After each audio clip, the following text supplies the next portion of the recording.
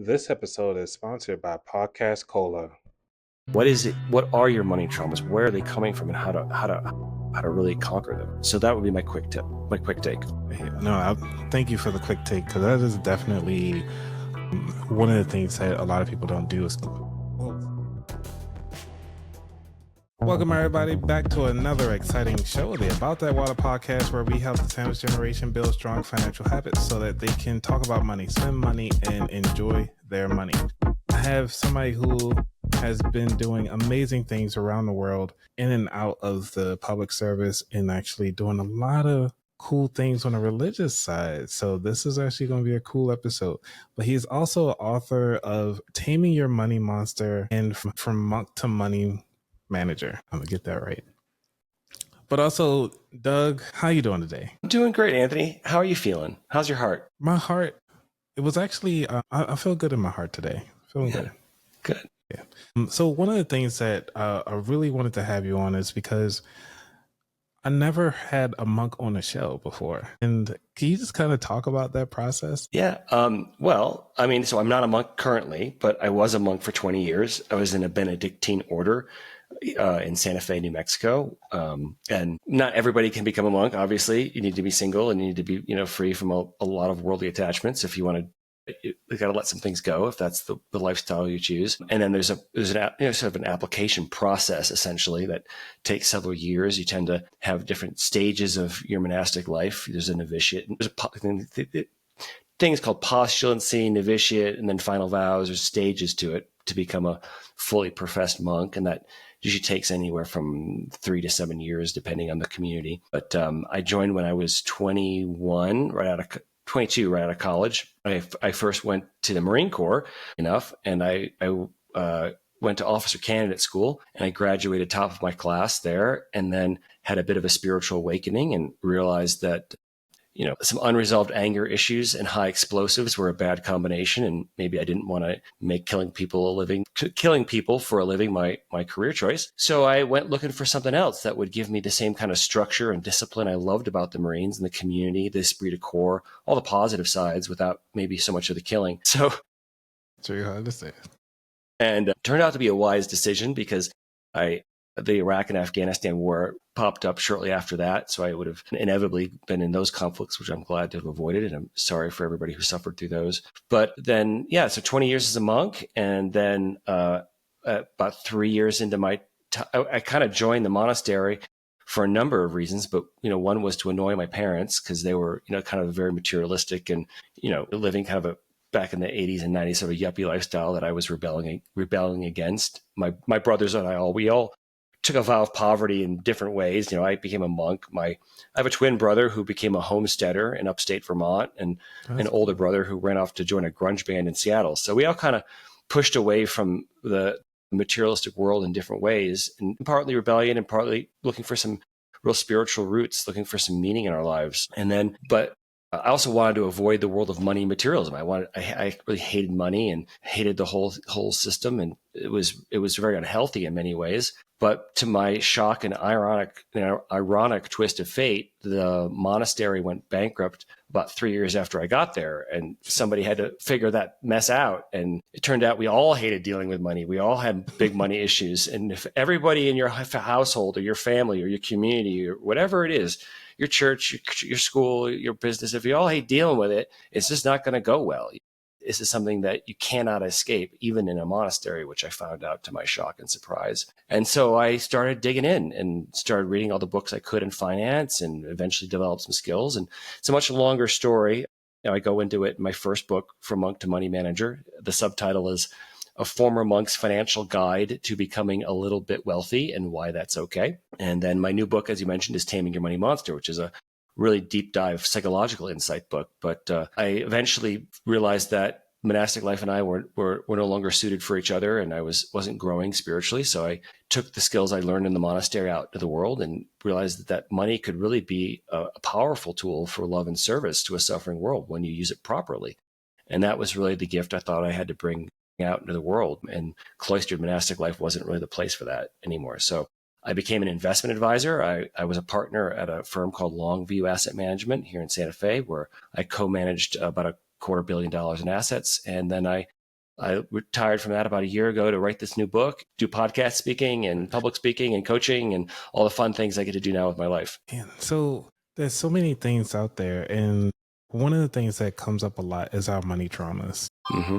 And what was it when you were at the age of 7 that kind of changed your outlook about finances, or really started off your outlook in finances? Yeah, I think my money trauma started around that age, around 7 or 8, which is right when my parents divorced. So, and I grew up, I was privileged to grow up in a fairly affluent family, which is in many ways is a blessing, but it comes with its own set of challenges. And so, my parents, from my limited childhood perspective, right? That was how I perceived it. How it actually was up for debate. But it felt like my parents used the kids as sort of financial pawns in a game of financial chicken. Like, I'd ask my mom for something, and she would say, "Well, your dad has all the money. Go ask him." And I'd ask my dad for the same thing, and he'd say, "Well, I give your mom all my money. She's got all the alimony and child support. Go ask her." And eventually you just stop asking for stuff unless it was really essential. But it was always kind of this fight. So, and I also, my parents had their own money trauma because they actually grew up in poor immigrant families. And so they had a lot of money, what I would call money anxiety. And then I developed, in reaction to that, what I would call real money avoidance. And so I pushed away in reaction to their anxiety. And so that began this money trauma that I've been really trying to overcome. And I go really deeply into my new book. Now that is interesting, because sometimes we actually pick up either like one of the aspects of either the mom or usually the parent. And I did tweet about this. I would say that most of the time the children will either adapt the money mindset of the mother. So would you say that your mother is more of like a spender or the saver?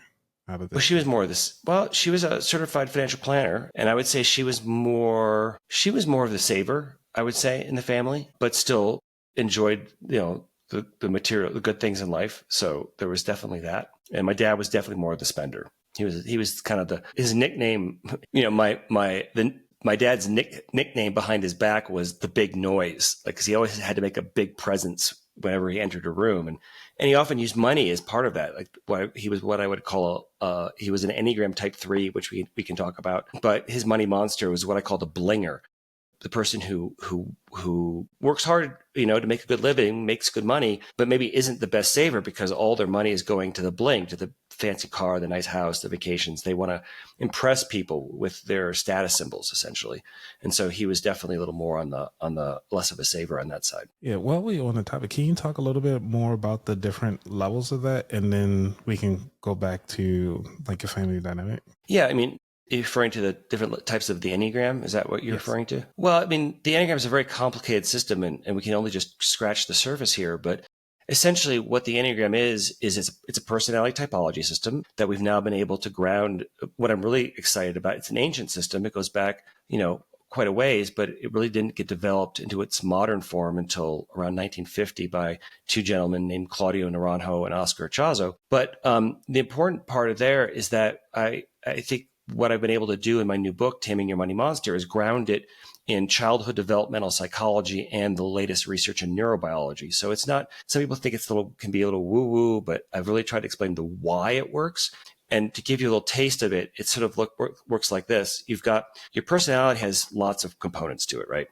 You've got your nature, which is your DNA, and that's your gene expression. Mm-hmm. But then you've got this nurture portion, which is how you were raised. And so the Enneagram helps us to better understand the nurture portion of our personality. It explains the ego defenses we created in childhood to protect us from the things that stressed us or scared us the most consistently in that environment. And so it also was how we, and this is some big terms, that's how we learned it, what psychologists call individuate and differentiate from our parents and our siblings and the rest of reality. So, but to do that, it works a bit like this. So imagine like when you were born, you had a physical umbilical cord that was cut, but you immediately develop a psychological umbilical cord to your caregivers, which is necessary for them to do most of the driving for you in the early years of life because you're completely helpless.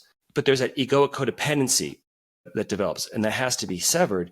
And what we know now from the neurobiology is it can only be cut by the sharpest negative emotions, because positive emotions would reinforce that connection to your caregivers. And those negative emotions usually come through the no's we got in childhood. Like, no, don't touch the hot stove, don't kick the dog, don't bite your sister. But that, how those we receive them, there's only three, and this is where this goes off the work of a neuroscientist by the name of Jaak Panksepp. And what he discovered is that in the mammalian brain, in all mammals, your dog, your cat, you and me, there's really three core negative emotions, and all the other more complicated negative emotions are running off this circuitry in some way. And those three negative emotions are going to be anger, sadness, or shame. They're kind of interchangeable. You can use either one. And then the third one is going to be fear. So anger, sadness, or fear, which of those did you kind of get exposed more to through the stressors in your childhood environment? And that gives us sort of, if you think of a circle, if you draw a circle and cut it into 3 pie slices, that gets you what we call the triads of the Enneagram. But then there's only 3 ways to process those 3 emotions. So you can internalize that pain, which is sort of like giving yourself an emotional wedgie. You can externalize that pain, which is like having a food fight with the world, or you can do both. And that's why there's 9 personality archetypes in the Enneagram system. So 3 where you land. So three negative emotions, 3 ways to process each one. And then that gives you these 9 archetypes of personality. And Enneagram in Greek, Ennea means 9 and gram means drawn. So the Enneagram is just these 9 personalities are drawn out in a circle, essentially. That is so cool. And I'll explain my type. I don't really have time to go through all 9 of them, but right. I can explain you a little bit how the system works through one example. So in my childhood environment, what I got exposed to was more what we call sadness or shame. So it's a sort of like a technical term for separation anxiety, or it's like a grief around how you perceive yourself. Mm-hmm. And so I'm an Enneagram type 3. They're often called the achiever, the performer. I give all of the 9 types, car nicknames because I think that's a fun shorthand. So the nickname for the 3 is the race car, because we're always racing towards the next goal. We're always trying to achieve stuff in the world. But we tend to leave our authentic selves in the dust to do it. Like, we're always going for the goal, but we're putting on masks and performing and trying to win validation and approval from the people we're around. And the reason is because our personality was formed around a sadness or shame that we both internalize and externalize. And so what that means is type 3s have an internalized shame about how we perceive ourselves, and then we have an externalized shame about how we think others perceive us. So you have this internalized shame about how we perceive ourselves, and then we have this externalized shame about how we think the world perceives us. So it's sort of like a stereophonic shame. And that creates, for my type, and we all have it, we all have a greatest unconscious fear. And the greatest unconscious fear for a type 3 is that we're fundamentally worthless, that we don't have any value or place in the world, value in the eyes of others, value towards ourselves, and value in the eyes of others. So what that does is we tend to go out into the world trying to achieve things, get the A+ in class, win the race on the track, athletics, whatever doesn't really matter what endeavor it is, or start the company, write the book, win applause. So for example, if I run a marathon and I come in first place, you are forced to applaud me. It doesn't matter whether I'm a good person or a bad person. Right. Society is going to applaud you, right? So it's trying to win those approval and applause any way we can get it to assuage this deep inner sense of worthlessness that we have. And then when it comes to money, this is where it gets a little tricky. So I've layered on top of the Enneagram what I call the attachment theory of money, which for listeners who are familiar with attachment theory of relationships, it's exactly the same thing with just a little twist. And what it says is that we have 2 unhealthy ways we can relate to money. One is to be anxiously attached to it. Think of like your Ebenezer Scrooge or your Gordon Geckos from the movie Wall Street, or it's just you can't get enough of it. You're very acquisitive, maybe to the detriment of yourself and the people around you. And then there's what I call the money avoidance style, which is my type, where we tend to hate dealing with it. We push it away. It brings up all of our negative emotions, and we don't want to do our bills or our taxes, or, rather not look at this stuff. And so that creates 2 money monsters for each type. So there's 9 archetypes. There's 18 money monsters here in the book, but I'll just talk about the 2 for the types of money monsters for the Enneagram type 3. And I call them the barrier and the blinger. So the barrier is the avoid type 3, which wants to just stick their head in the sand like an ostrich. They just don't want to look at it. It brings up, because threes, we tend to equate our net worth with our self-worth. And so when our net worth is low, our self-worth is low. And then we just don't want to know. Thank you very much. Right. And then there's the opposite side of that, which is the blinger, which was my dad, right? So both my dad and I are type 3s. He was the blinger. I was the barrier. Kind of interesting how that played out. And that's the one who wants all the status symbols to win the approval of the people around them, by the fancy car, the nice house, all those things. And then, the book is trying to do is help you get to the healthiest expression of your type, which for type 3, I call it the builder, which is you're using your this wealth and money that you've accumulated as a tool for love and service to a suffering world, to kind of fix the crack in the world that you were born to fix. And then the book really lays out what's that journey, what is the step-by-step path that we each need to take according to our Enneagram type to achieve that level of financial mastery in all aspects of our financial life. This is where we also have to talk about, if you'll pardon the sidebar here, there's also what I call the 4 pillars of finance. And so you can be like anxious in one area and avoidant in another.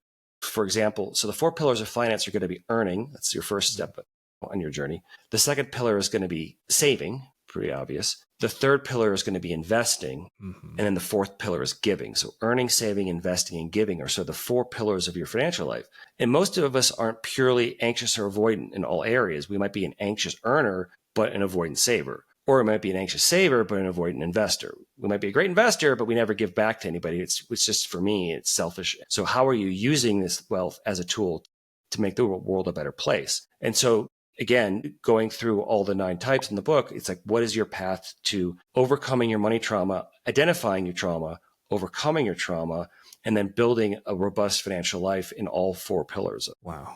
Because it's bringing up, because I was thinking about like so many different books of the one, especially with Charles Duhigg, which is really understanding your triggers, figuring out your routines, and then what is that reward?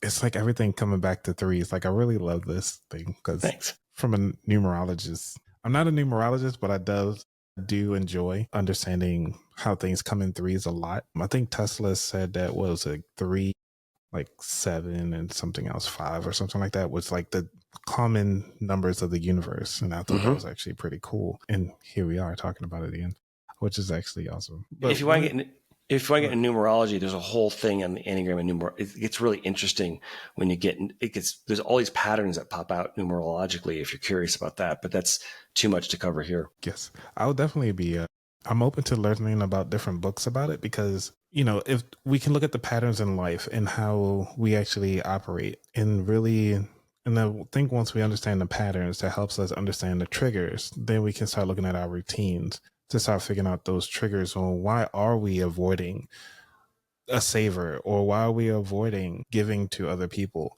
And then sometimes some people just are like, hey, I don't make enough to finance all these different areas. Right. Which is fair.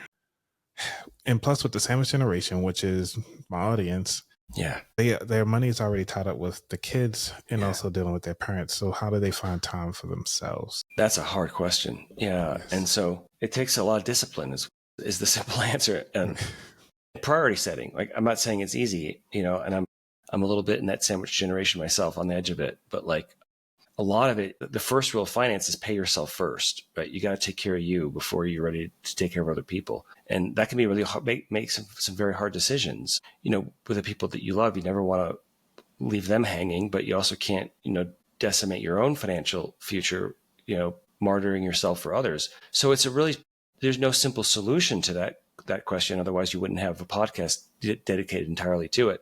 You'd have one episode and you'd be done, right? It's so true. Right.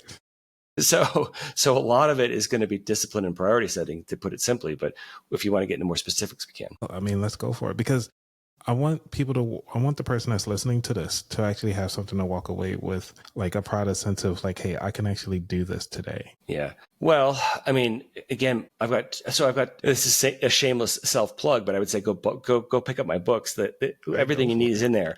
I've got 2 books out. The first book is From Monk to Money Manager, is going to give you the practical tools of how to manage your money, like the budgeting, the saving, like the taxes, the insurance, like how does all this stuff work?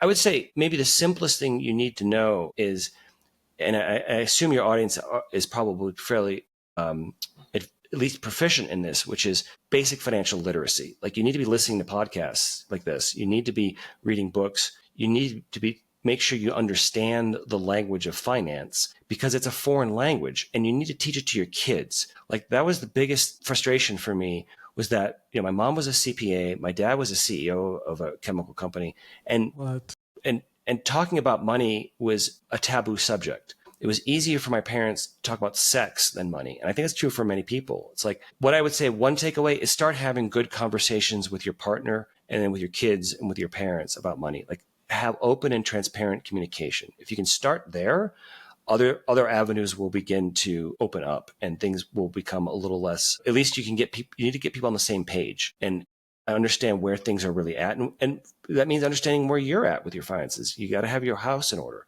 And so that would be my first tip: become financially literate and talk about money with the people in your life. I got 2 books. The first book will tell you how to do it. And my second book, Taming Your Money Monster, is going to give you all the practical psychological tips about why you struggle with money. What is it? What are your money traumas? Where are they coming from, and how to really conquer them? So that would be my quick tip, my quick take. Hey, no, thank you for the quick take, because that is definitely one of the things that a lot of people don't do is, well, sometimes it's just a communication piece. I'm gonna backtrack that a little bit, because sometimes we are so passionate about it, as far as like, hey, I just found something that's really cool that can help us out in our family, and it just doesn't come off well to the partner. It's like, well, I mean, our bills are paid. Like, what else do you want us to do? Yeah. So how do you say would be the best way to communicate? Because, with your wife, how did that work out? Yeah. So here's where the Enneagram can be helpful again. If you understand your partner's Enneagram type, you understand what their deepest unconscious fear is, and what's triggering them. What are they really looking for from their money and from you? And if you can address that fear, then the conversation, if you're talking to the person in the way that they can hear you, and you're not triggering them, then conversation is going to go a lot more smoothly. So each of the Enneagram types has different communication styles in general and around money. And when you understand that, it's like, oh, this is what's really going on behind the conversation. There's a reason behind the reason behind the reason of what's happening here. And that will, I think, smooth things along a little bit. And then knowing what your triggers are, like, okay, this is, and trying not to take that breath, to have that pause when those triggers come up between, so you're taking right action rather than reacting. And so what happens in money conversations is, and I saw this a lot in my financial practices, is you see the couples reacting to each other out of like, this purchase brings up all the recriminations of 5,000 things you did wrong in the past 10 years.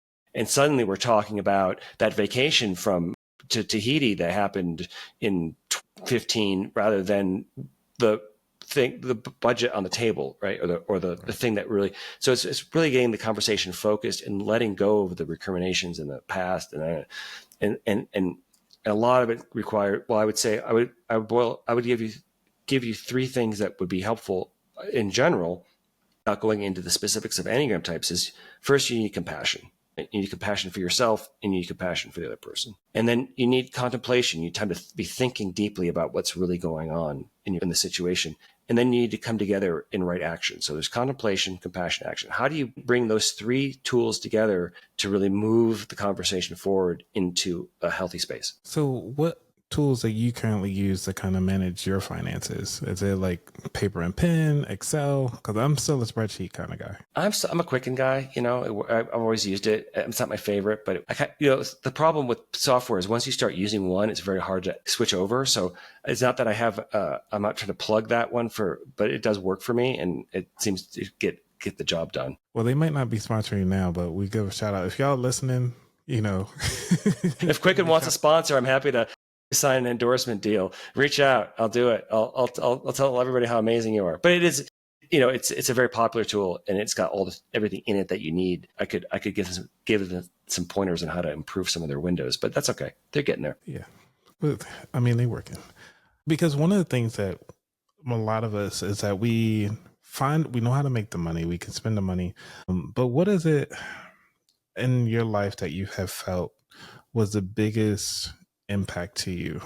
Oof, that's a deep question. It was probably, well, The biggest impact was the monastery going bankrupt. Like that just was a pivotal moment where I realized no one's going to care about your finances or the money situation in your life more than you. And what it requires is radical responsibility, even if it's not your fault. Like it's not about blame. It's like you might be you might have not created the situation that you're in, but you are responsible for it if you want to fix it. No one else is going to do it. So it's that radical. So I want to say self-reliance is maybe too harsh, because you need others in your community, and you need to build that trust and support with people around you as well. It's not just a solo job, but in some ways it kind of is. No one's going to do your budgeting for you. No one's going to pay your bills for you. No one's going to make the money for you. No one's going to do the saving, all those things. It's all on you. And so once you take that mindset, then it's like, all right, let's do it. Like, let's get into it. And I see a lot of people want to outsource this to their spouse. They want to outsource it to, and some things, if there's some tasks you're not really good at and you have the resources, it's fine. If you want to hire an investment advisor, you want to hire a CPA, you want to hire a bookkeeper. If you just suck at it, you just can't do your bookkeeping and it's in your budget, well, outsource it, just like you would maybe outsource cleaning your house. You can do it, but you don't like it. So I'll pay someone to take that off my plate. That can be a way around it. At the end of the day, you can, and this is something I learned in the Marines, which I was very grateful for, is even when you outsource work, you can outsource, you can delegate authority, right? You can delegate the authority to a bookkeeper, but you can't delegate the responsibility. So true. Right. So you still gotta be able to check their work. You still gotta be financially literate to know that they did a good job, and you gotta be on top of that. So even when you're outsourcing menial tasks you don't like to do, someone does your taxes, you should know enough about taxes to look at it and go, you screwed this up, man. You're not very good. I'm firing you. Or great, thank you very much. I'm going to refer you to my friends. So there's still a responsibility you have even in those situations. Because I'm bringing up two examples who, when you come back to doing your taxes, I believe Tyler Perry had lost almost $10 million because of the tax person did not file correctly. And then I think it was, I forgot his name, but Fat Joe, he's a rap artist, went to jail because his tax person was actually taking the money and not paying the taxes, even though he was paying the tax person to pay the money. Jeez. So yeah, and it's your responsibility. They signed a thing, and he couldn't fight it in court either because you said, hey, I'd let this person do it on my behalf. So it's ridiculous. But still, you got to go back and double check the work and really make sure it's doing what it's supposed to do.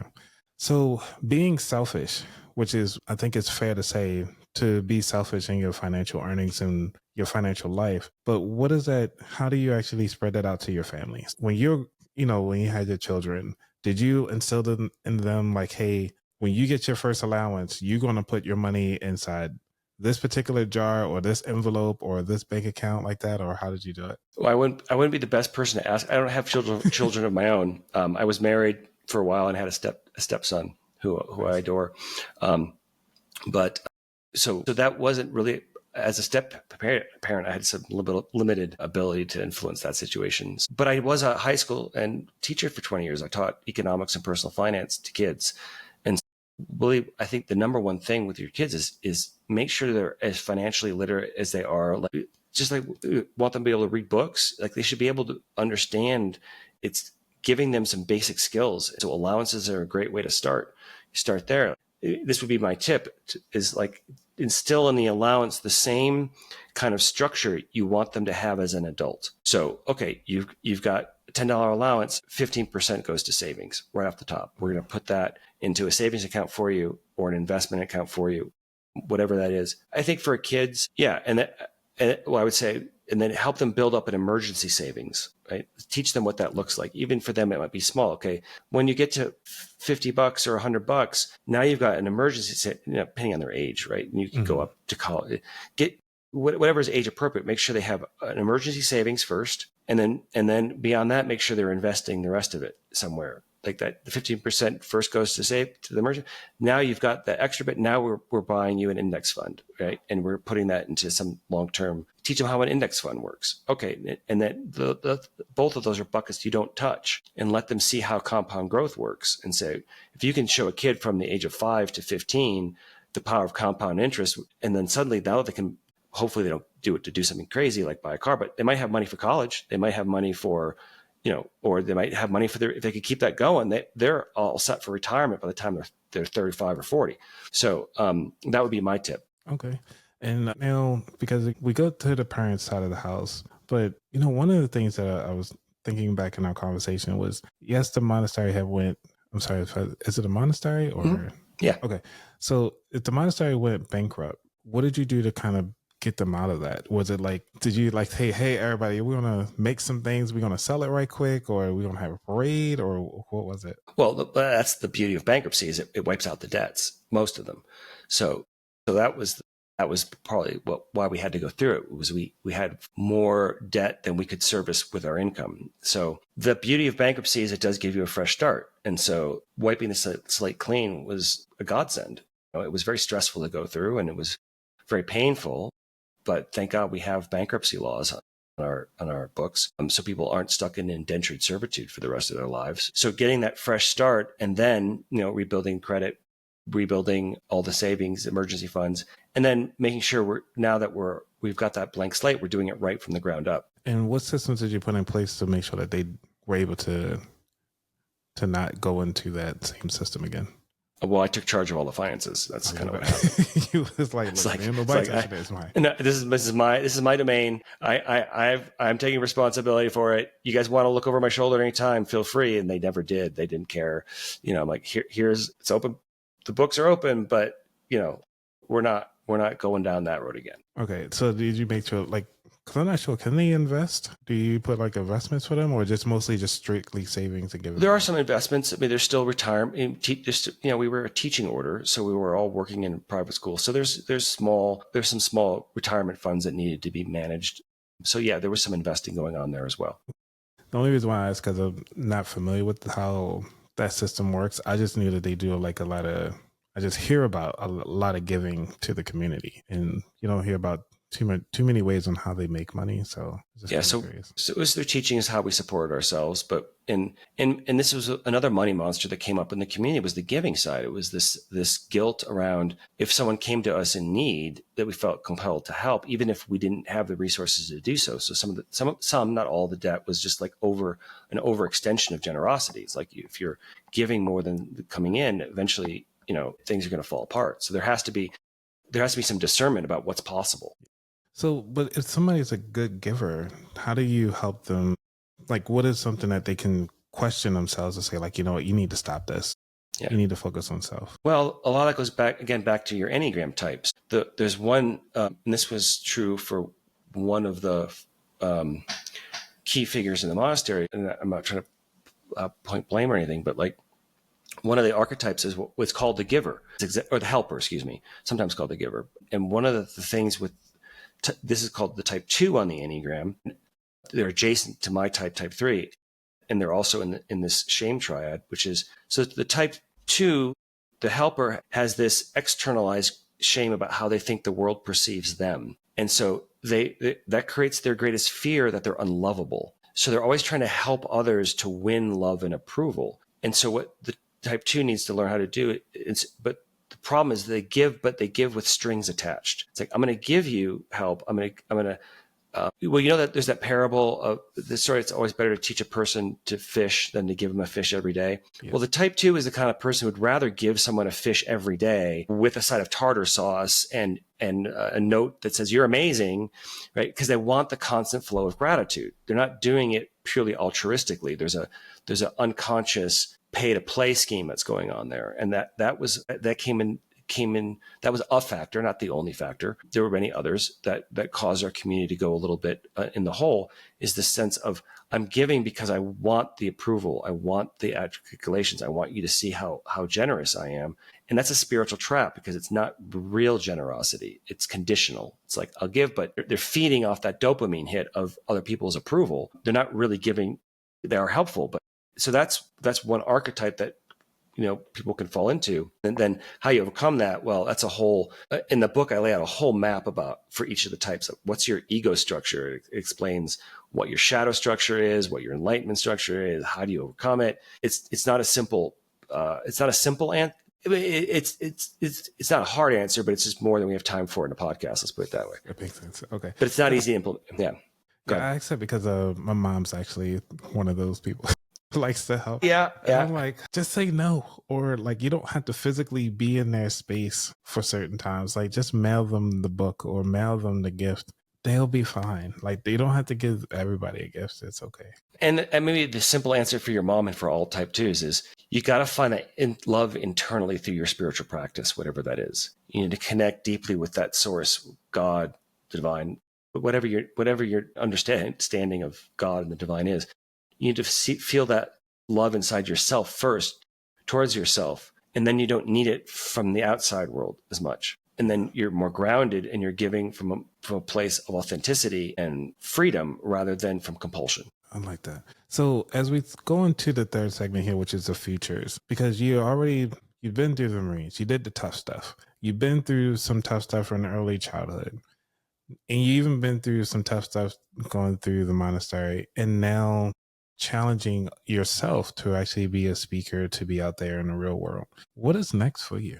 Well, hopefully, I'm launching myself on the public speaking stage and having a lot of fun with that. So in a year from now, I would like to be doing a lot more public speaking, selling a lot more books. I would also like to work on my next book. I've got 2 more in the back of my brain that I want to work on. So there's more books in the future. There's a lot more public speaking in the future, and then coaching clients. I love working individually, one-on-one with people and really helping them through their struggles. It's one of my greatest joys. And this is awesome. I would love to catch up with you in a year just to kind of see where you're at. And maybe I might see you on stage with me. Yeah. If anybody listening, if you want to come talk to your church, you want me to come talk to your business, your community, whatever, you got a corporation, you got money monsters hanging around, come check me out. You can find me on my website at douglynam.com, shameless plug. And also my books are there too. Awesome. Is there anything you want to say to the audience before we get to the final 4 questions? I think, any way you can support my work, I'd appreciate it. Awesome. All right. You ready for the final 4? All right. So the final 4 questions are 4 questions that I ask every guest for the past 4 years now, because they've been changing around. But I try to make sure these are about the same questions. And so let's go. Number 1, what does wealth mean to you? It means having the options to live a life that makes your soul sing. Number 2, what was your worst money mistake? Outsourcing my responsibility to other people. Can you say one of them? I'm sorry, like if you can explain that a little bit more. Well, like I mentioned earlier, no one's going to care about your money more than you. And so it was that sense of abdicating my responsibility for my finances to other people, trusting that they knew it more than I did. They were more competent. But they weren't going to care as much as I did. And so things fell apart. Like in the monastery, I was completely oblivious to what was going on financially in the community. I just took a hands-off approach and figured these people who are older and wiser in many, many ways are just going to be, just because someone's competent in one area of life doesn't mean they're competent in another. And so it's people who I trusted because they were so wise in so many, and so knowledgeable and so experienced and so amazing in so many aspects of life doesn't mean they're competent at managing money. And I sort of outsourced my responsibility even for the community's finances, and that didn't work. And so I learned that lesson the hard way. Man, so powerful. Number 3, is there a book that inspired your journey or changed your perspective? Yeah, I think that there's a book I really love by Charles Whelan. It's called Naked Economics. And it's a good primer it's not really about, if you really want to understand how economics works, like if you're interested in the big picture, and also it's a very entertaining, it's funny, it's well written, it's an easy read. It will break things down, these really complicated economic concepts in a really simple way to give you an understanding of how finance, investing, and the whole system really works. I'm going to have to check that one out. Like I've never heard of that one. That's a good one. Number 4, what is your favorite dish to make? Spadini. Now, it's an Italian dish and it comes in a lot of different varieties. But the way I was taught to make it is you get a really nice piece of steak. I like to use like a New York strip steak, works really well. But you got to get it from your butcher, and you have to have them slice it sort of like, if you put it outside and slice it vertically in slices. So you get these really thin, long strips of meat. And then you pound it with a mallet to tenderize it. And then on one end, you stick a big hunk of whole milk mozzarella, grate a bunch of pecorino romano cheese on it, throw some salt and pepper on it. Then you roll it into like a roll, stick a toothpick in it or two, whatever you need, and then you fry those in butter until they caramelize, and it's just absolutely divine. With a big loaf of like a good baguette and a bottle of red wine and a good salad, you're all set. Man, okay, I'm starving. Like, this is making me hungry. Oh man, so this was awesome. This is the very last question of the whole show. You mentioned it before, but we got to say it again. Where could people find out more about you, Doug? Yeah, my website is DougLynam.com. That's DougLyn as in Nicholas, AM as in Michael.com. And you can find all kinds of great resources there. I've got my YouTube stuff. I've got all the podcast appearances. I've got articles, resources, books, coaching tips. Awesome. And thank you so much for your time, Doug. This has been amazing. I've learned a lot. Definitely am going to do some more research about the Enneagrams, and so that I can actually know what at least know what my fear is about finances. Like, I think I know what it is, but this is actually going to take me to the next level. So thank you so much, Doug. If you want to stick around for a few minutes, I can help you type yourself. Yeah, let's do it. All right. So for you who are listening, please make sure that y'all go back, rewind it, take notes, leave a review. And I just want to continue on and make sure that you all are successful. Thank you all. Have a good day. We out. Take care. Thanks, Anthony. Appreciate it a lot.